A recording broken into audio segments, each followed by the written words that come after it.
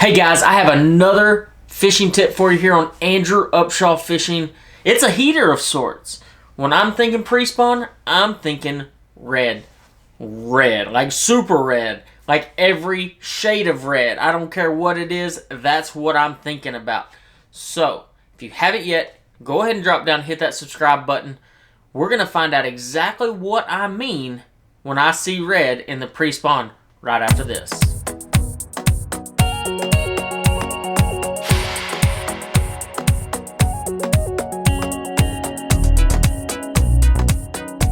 You know, growing up on Toledo Bend and Sam Rayburn, one thing was always certain.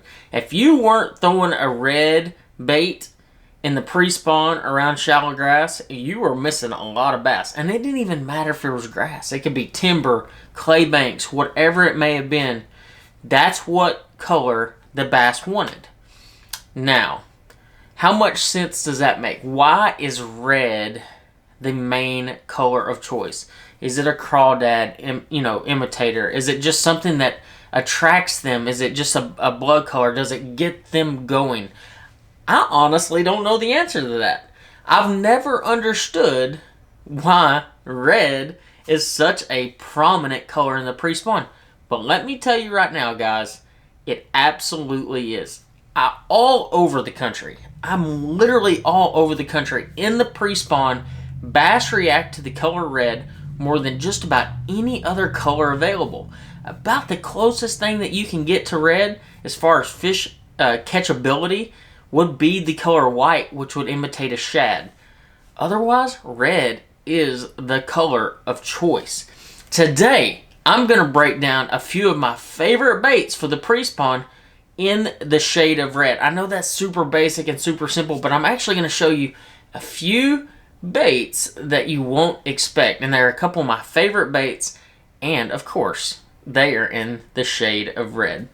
I'm going to actually break this down by category for you just to make it a little bit easier, and I'm going to give you exactly when and where to fish these baits. I'm not just going to show you stuff to throw in the grass. I'm not just going to show you stuff to throw in clay banks or around timber or steep banks or around channel swings. I'm going to show you all of it, so make sure you keep watching, because I promise you at some point during this video, what I'm telling you is going to pertain to where you live. And I'm telling you right now, guys, I fish from the West Coast at Clear Lake all the way to Lake Champlain, down to Florida, and everywhere in between.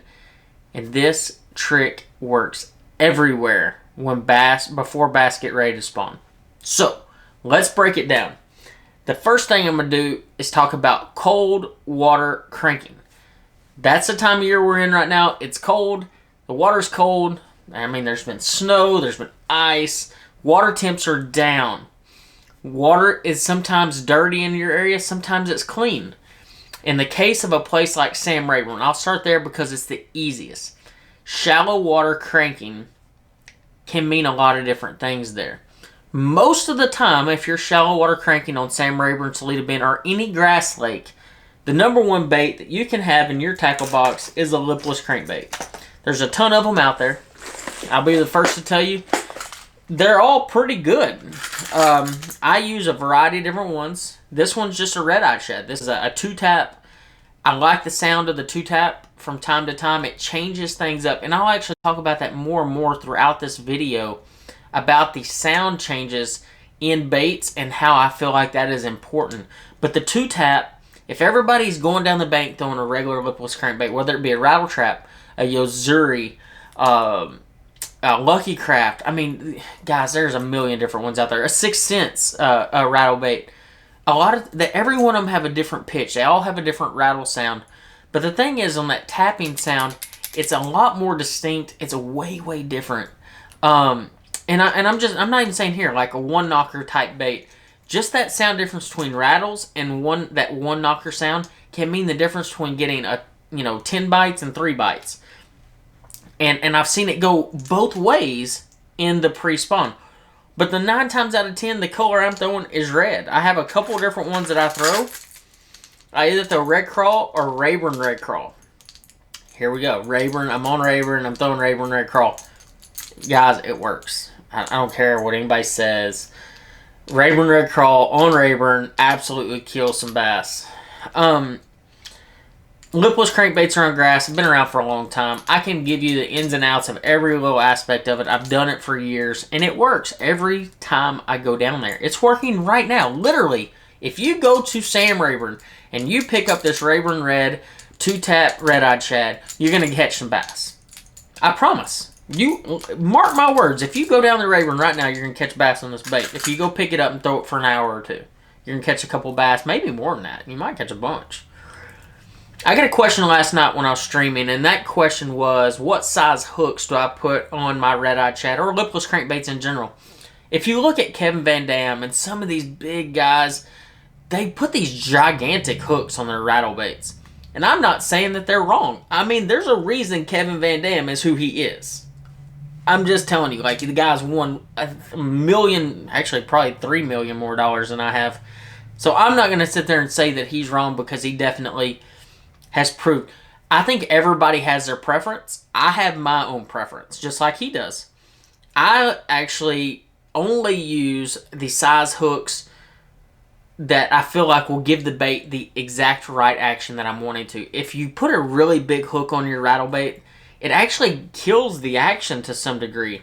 And I don't want that. I want that bait to have the most amount of action that I can. And you can actually manipulate your lipless crankbait exponentially by changing the size of the hook. So, if I'm in that sense of mind, I'm looking at a lipless crankbait, I want to actually put size 4 on the front and the back. I'll use a couple different hooks. I'm not sponsored by any hook company. I just kind of use whatever I feel is the best hook at the time. The Owner Zo-Wire is a really, really good treble hook. It's silver, though. So, some people have a hang-up on silver hooks. I don't think it matters, dude. I've caught so many bass on that hook, and it's extremely sharp. But if you're in the situation where you're like, man, I cannot throw a silver hook, a great one that I still throw to this day is a Mustad. It's the KVD short shank, the one that he promotes, and it's the size 4 though. Now, if that's the case, and I'm running 4s on front and back, I might even throw a red hook on the front, like a red round bend. Gamakatsu makes a really good one in that regard. But here's a little trick for you. I'm always trying to throw little nuggets your way, I promise you that. But here's a little nugget for you. If you want your bait to have even more action, now granted, you might lose a fish or two, and I'm just warning you right now, you might lose a couple. Change that front hook to a size 5, so size 5 treble, and change your back hook to a size 6, okay? This is going to give your bait even more action in the water. It's going to snag the grass even less. Like I said, though, you might lose a couple extra fish, but it gives the bait even more action. It gives it a different appearance. So if everybody on the lake is throwing a lipless crankbait, it will give you an upper hand as bites go. I've always been a firm believer it's all about bites. I truly believe that. I've always believed that. I could be wrong, but the more bites you can get in a day, the better the chance you have to catch a big bass. That's just bottom line. And if I'm in a tournament, especially a multi-day event, I want 50 bites a day if I can. If I can really figure out how to get 50 bites in a day, I'm absolutely going that direction. The days when you're going out there getting 4, 6, 8 bites, you're taking a big risk there, because as a human, and I'm a human obviously, we all make mistakes.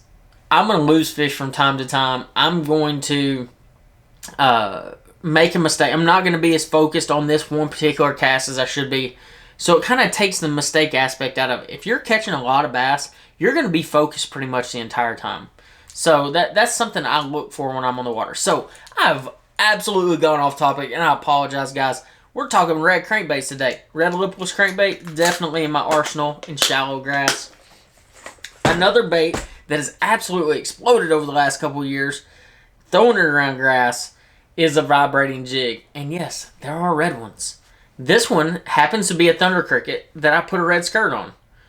And I'm going to get guys that are going to rip me apart in the comments. And they're going to be like, oh, this is just some big Strike King push video. And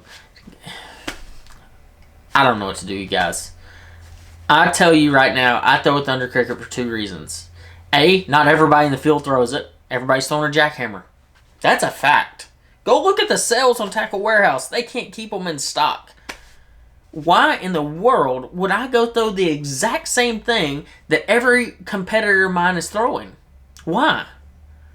I mean, the thing is these fish, if they see the exact same bait go by them every 10 minutes, they're not going to bite it.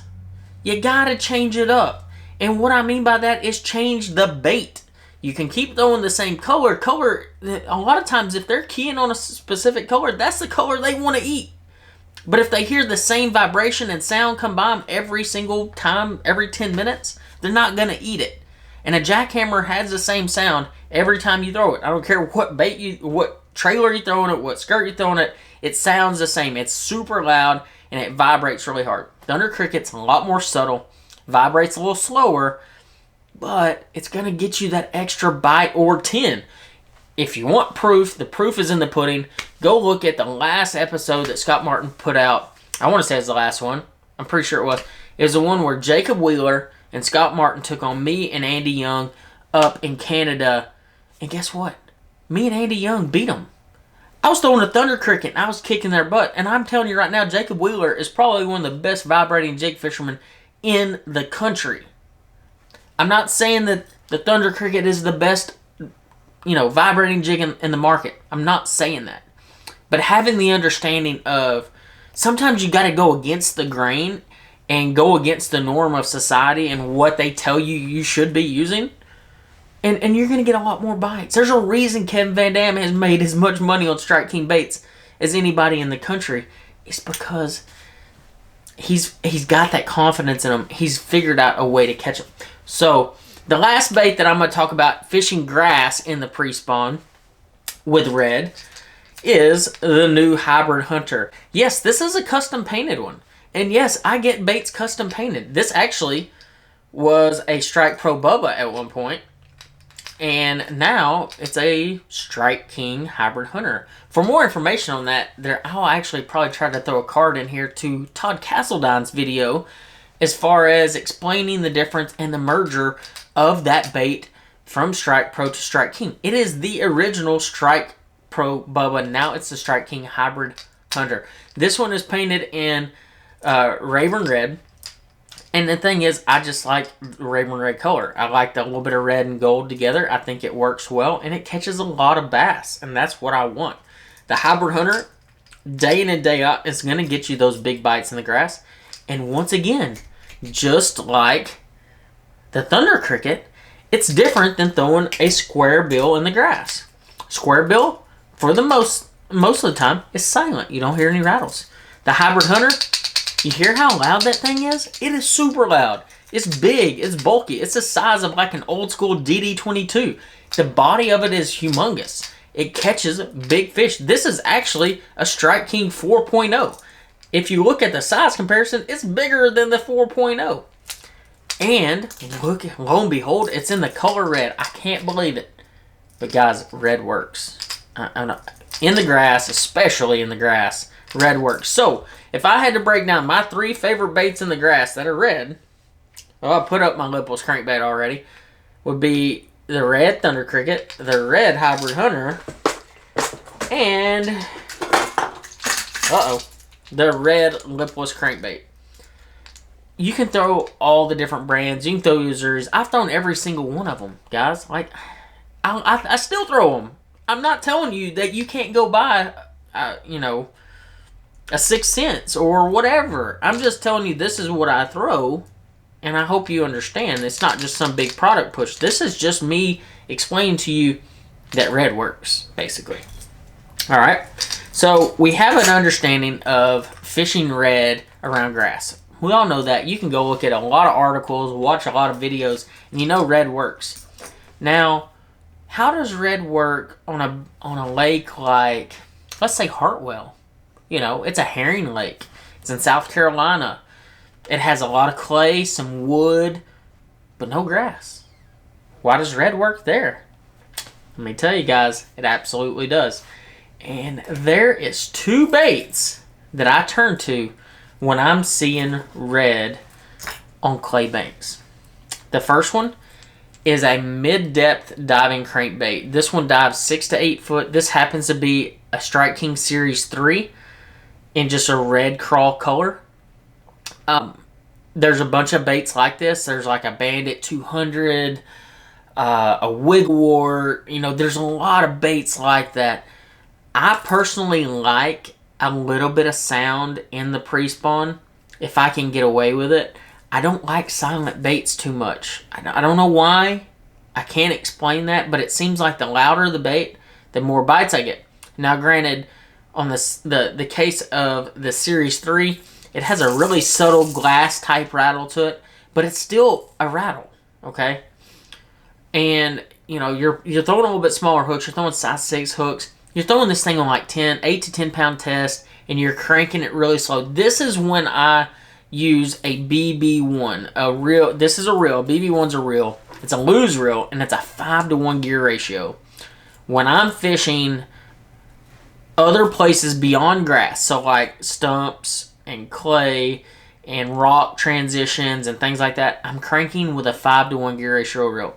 To me, my opinion, I think it will get you more bites. The slower you can reel that bait and crank that bait around rocks and that clay and stuff, the more bites that I tend to get when I'm out there fishing. So the first bait I pick up is a Series 3. It tends to work extremely well. And now I'm going to dig in to one of my favorite little boxes. This is my flat side box. And it also has Shad Raps in it. Which, I know to all of your surprise, here's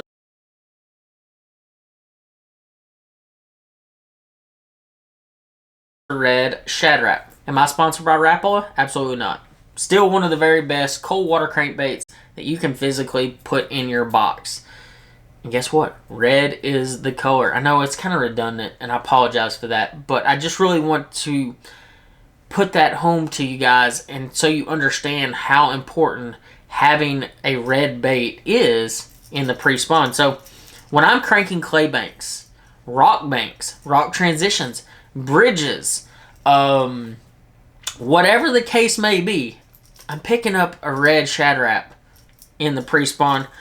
Day in and day out, it is a fish catching machine. Another bait I pick up is a flat-sided crankbait, once again also in red. This is a wood.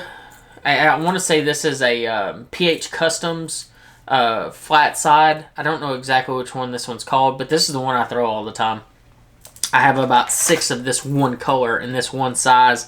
I will downsize my bait offering from time to time and go to a little bit shorter bait. I don't have any of my red ones in here, but this is kind of an example of a flat-sided crankbait that is a smaller size. But so if I'm cranking wood or rock, that is the bait I'm going to pick up. The other bait, if I'm cranking clay, and so here's an example of depth change. So the Shad Rap, the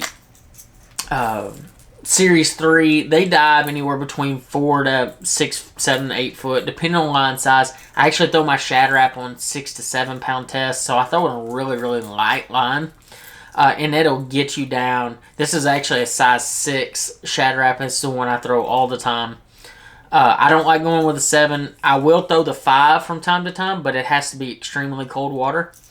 But if the water temp is fairly normal, between like 48 and 55, I'm throwing a size 6. Otherwise, I'm throwing the size 5. But when the bass start to move up a little bit shallower, when the water starts to warm, and when I say it's warming, it's not hot. It's still 55. It's still 57. When you have those warming trend days in the pre-spawn, going from that winter transition, those fish will actually slide up on those shelves of those rocks as the day progresses. So early in the morning, they're kind of sitting off. They're sitting off the edge of the ledge. They might be out on that little turn. They might be sitting on an isolated stump. Live scope really kind of makes that much more known. If you look out there, you'll actually see them out there a lot of times. But as the day warms, those fish suck up to the bank, okay? They'll pull up to the bank, and they'll sit in super duper shallow water. And that's actually when I go to a KVD 1.0 or any other really small square bill. This KVD 1.0 is quite a bit smaller. I mean, if you look at it in comparison to the Hybrid Hunter, it is absolutely tiny. I've always been a big believer, if you have to fish in this deeper water, you don't want to throw something this size. It's kind of overwhelming to them. It doesn't, I think a lot of it has to do with light penetration. and they can see it so much better. So I think a really big bait, if it's not like completely 100% natural looking and it looks like exactly what they want to eat, whether it be a shad, a crawfish, whatever, I feel like it scares them more so than it catches them. But when you get up in that super shallow water, if you'll downsize your bait offering, go to a smaller bait, you'll be shocked how many extra bass you put in the boat on a daily basis. And I think that's extremely important when you look at these other options. You know, we can throw a ton of baits. I mean, I've literally showed y'all an absolute ton of red baits to throw. Given where you live, you can pick up a red bait in the pre-spawn and catch a bass. One of my most memorable experiences on the water was actually on a place that I really don't like very much. And that's Grand Lake. And I know it's Grand Lake and people like it and great. I mean, one of my fishing team partner, Bradley Hallman, one of his favorite lakes in the country is Grand Lake. And more power to the guy. I'm not that guy. Okay. But for the sake of this video, I'll talk to you about a bait that I used at Grand Lake, and I caught a big old bag of fish. It wasn't in a tournament. It was in practice, but it did work. And that was throwing the KVD 1.0, fishing around a bridge, fishing the riprap around a bridge. For some reason, when the water's really cold on Grand Lake or any rock lake, the smaller you can get your crankbait, the bigger the bass you're going to catch. And that's a fact. I don't really know why. I don't know if it's a pressure thing, because Grand does get a lot of pressure. I don't know if it's a pressure thing or if it's that they're just eating really small baits or small forage, whether it be a small shad, small crawfish, small perch. I'm not really quite sure what it is. But if you downsize your crankbait and go to a tinier, smaller crankbait, one of the big ones there is a deep tiny N. There's a bunch of different ones, like the Bandit 200 or even the Strike King Series 6 or Series 3. You downsize that bait offering, you're going to be shocked how many big bass you catch. But day in and day out, guys, the number one color is red. There's a million different shades of red. And I'm not going to tell you that Rayburn Red is going to outfish Delta Red or Delta Red is going to outfish Rayburn. You got to just find the baits that you're confident in. And at some point in the pre-spawn, if you pick up a red bait, whether it's a red deep diving crankbait or a red thunder cricket or a red lipless crankbait, you're going to put more and more fish in the boat. I can promise you that, guys. So,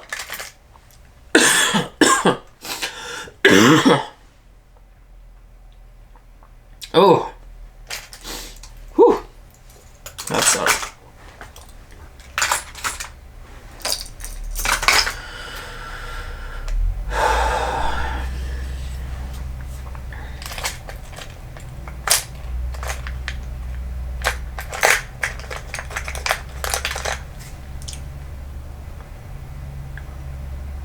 So guys, if you've made it this far in the video, you've seen a lot of different baits.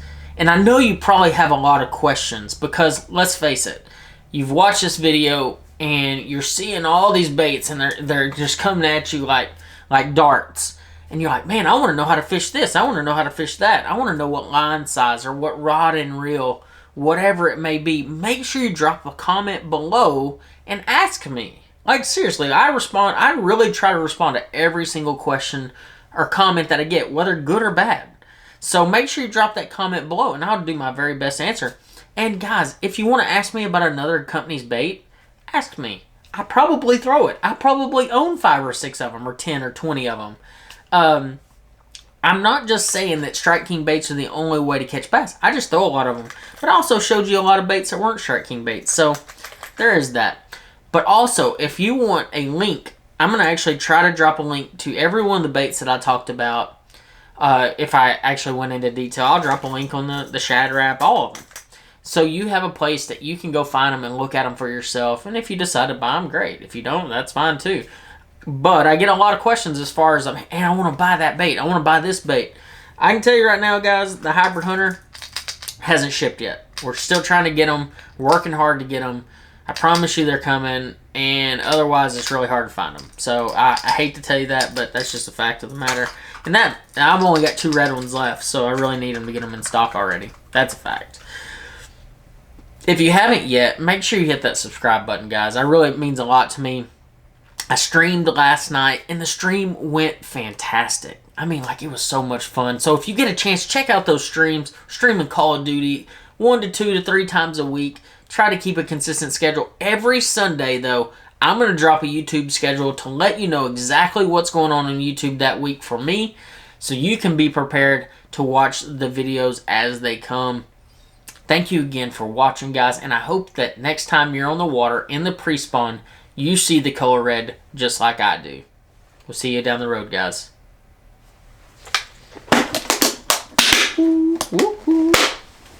There we go.